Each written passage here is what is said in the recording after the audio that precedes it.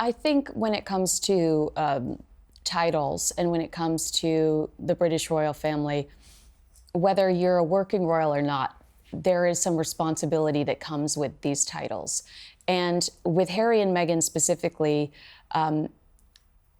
I don't understand why we're seeing so much of them right now. I feel like if they respected the institution that they continue to monetize off of, they would lay low and allow this to play out.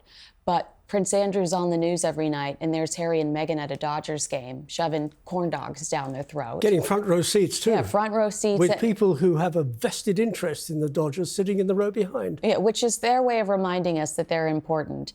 And maybe I'm being unfair in this scenario, but Harry specifically said in a recent interview that it wasn't vengeance he was after through Spare in the Netflix series. He wanted to hold people accountable, people being his family. He doesn't mention Prince Andrew in Spare. He doesn't try to explain that or distance himself from that in his book, which is a huge story that broke within his time in the institution.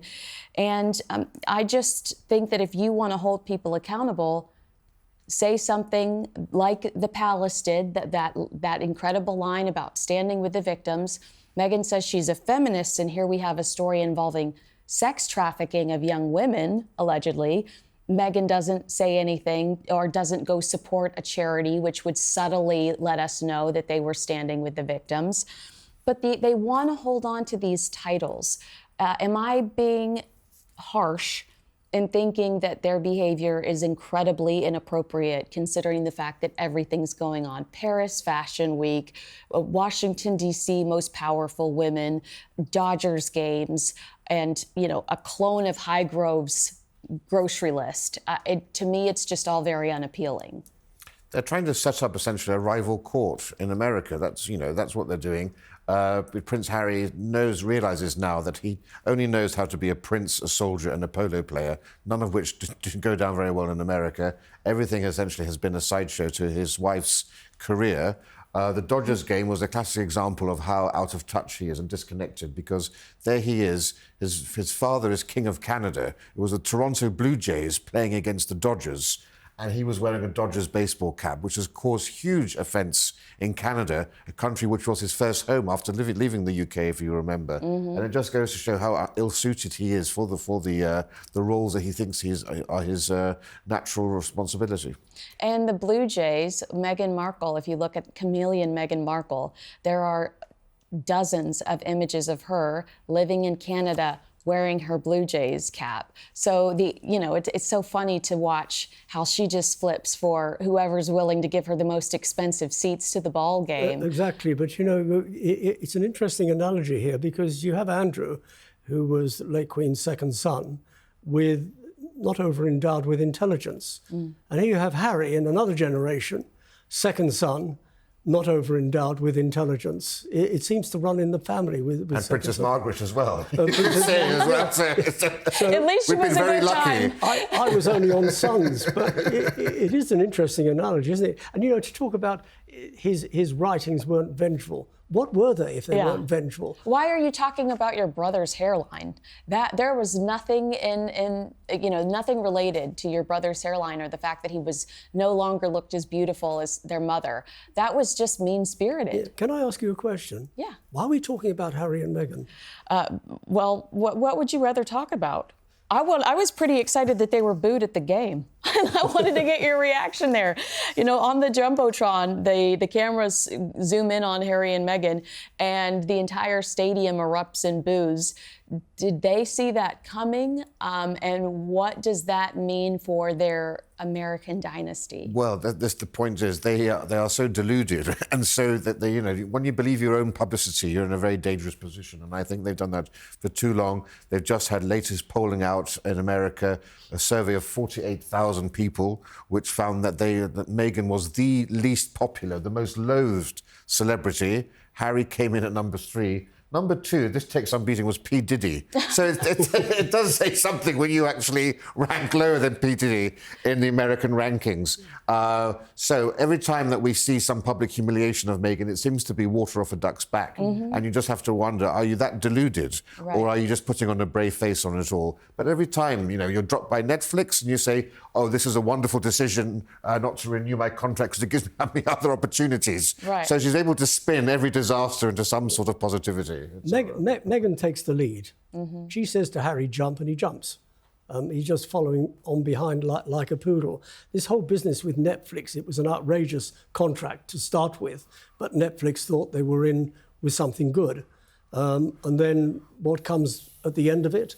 Nothing really. They get first choice of whatever idea they come up with. But there's no money. The three of us could go pitch this, could go pitch something today, and we'd get the same, Exactly.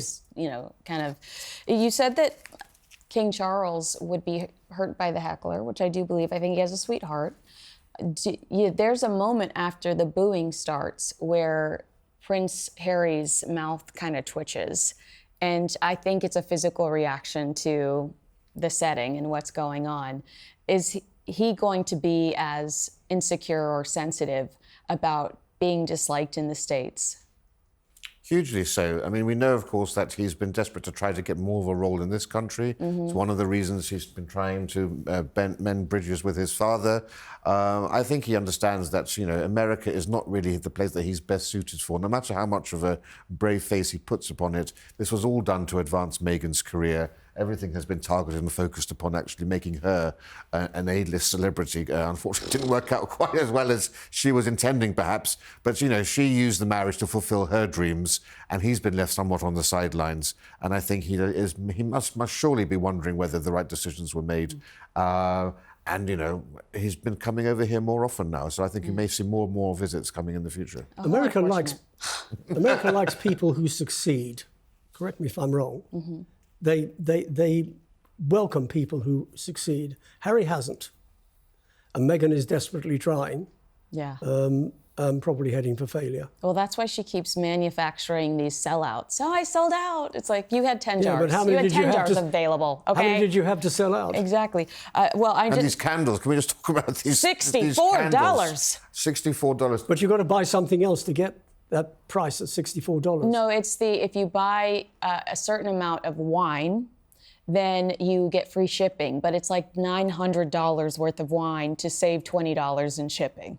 But they're supposed to smell like the royal wedding, aren't they? Where she was a terror.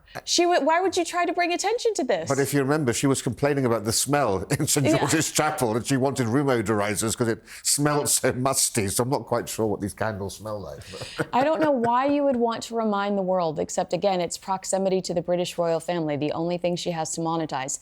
Why you would want to remind the world of what a terror you were, what a bridezilla you were. We just had Sally Bedell Smith in 2025 giving us all the details about Lady Elizabeth Anson's conversations with Queen Elizabeth, where Queen Elizabeth felt excluded from that wedding, was so hurt that they wouldn't allow Lady Elizabeth Anson to help them plan the wedding.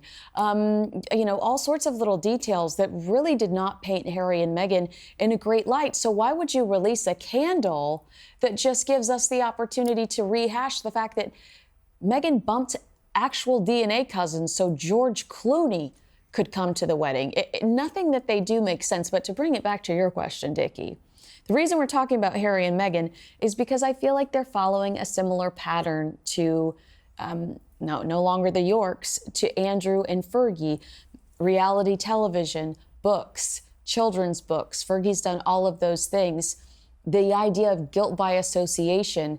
Harry and Meghan are, the godfather to Lily is Tyler Perry, currently accused of sexual assault. You are who you associate with. Meghan has the creator of Bumble on the first episode of Confessions of a Female Founder, recently admitted to using the N-word and joking about homophobia in her office to keep up with the boys. I mean, I think that they, I guess to give you credit to your point, are as stupid as Andrew and Fergie and will follow down a similar path. I'm sure they're grateful that they own the house that they're in.